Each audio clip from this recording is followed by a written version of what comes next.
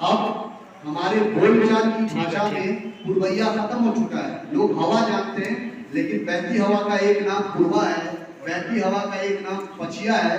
ये शायद आने वाली पीढ़ी भूल जाएगी। दिनांक 30 मई 2022 को प्रखंड कार्यालय बेनीपट्टी के ठीक पश्चिम ई किसान भवन में कृषि विभाग व आत्मा के द्वारा प्रखंड स्तरीय खरीफ महाअभियान और प्रशिक्षण कार्यालय का आयोजन किया गया, जिसका उद्घाटन प्रखंड विकास पदाधिकारी बेनीपट्टी डॉक्टर रवि रंजन, प्रभारी BAO नौशाद आलम, BPRO गौतम आनंद, आत्मा अध्यक्ष जुबैर अहमद सहित अन्य ने संयुक्त रूप से दीप प्रज्वलित कर किया। इस अवसर पर वीडियो ने कहा कि भारत कृषि प्रधान देश है और किसान हमारे अन्नदाता हैं। इसे विरासत के रूप में जल व मृदा मिली है, जो हम सभी को उन्नति की ओर ले जा रही है।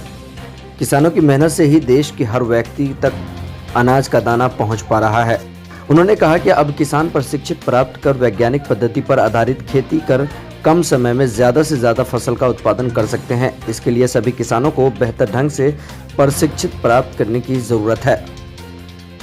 वीडियो ने कहा कि किसानों के बीच जागरूकता आने पर ही बेहतर उत्पादन और उत्पादकता बढ़ाई जा सकती है। अगर किसानों को मौसम अनुकूल खेती, आम के फल सड़ने व फटने, उर्वरक प्रबंधक, जैविक खेती, धान के उन्नत बीज व खेती की तकनीक, प्राकृतिक खेती, औषधीय फसल, मृदा स्वास्थ्य प्रशिक्षण आदि विषयों पर विस्तार पूर्वक जानकारी दी गई।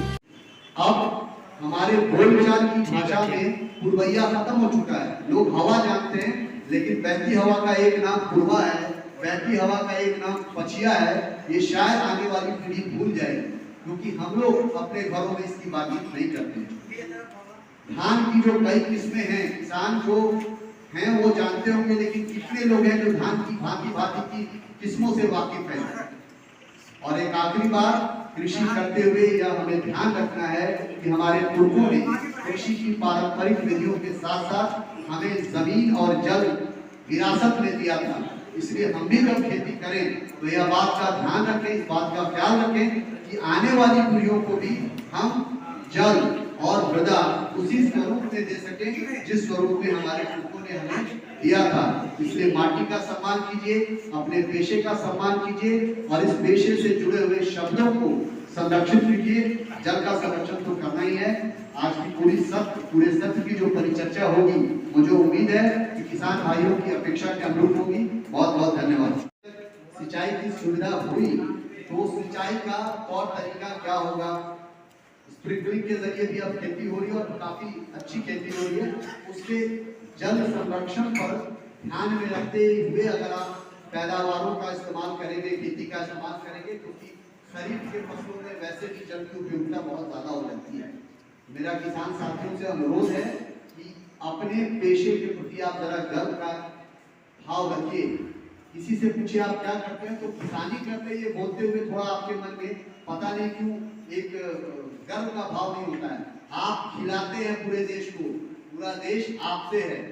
ये एक अलग बात है कि GDP में कृषि की भागीदारी दिनों दिन गिरती चली जा रही है, लेकिन अगर किसानी में अगर मर्जाद देखने की परंपरा जो हिंदुस्तान में आजादी से पूर्व थी, अगर वो आ जाए, हमारे किसान पढ़े लिख के गर्व से कहें कि जी हम पढ़े लिख के किसानी कर रहे हैं और किसानी करके इतना कमा रहे हैं। यहाँ हमारे बैठे हुए हैं पत्रकार बंधु भी, उन्होंने बड़ा अच्छा एक मैंने देखा था कि यहाँ उन किसानों पे एक सीरीज चलाया था जो कृषि के समानांतर कुछ चीजें उपजा रहे हैं, मखाना उपजा रहे हैं और अन्य चीजें, और उपजा के अच्छी आय उत्पन्न कर रहे हैं। तो मीडिया के हमारे अमोद जी हैं,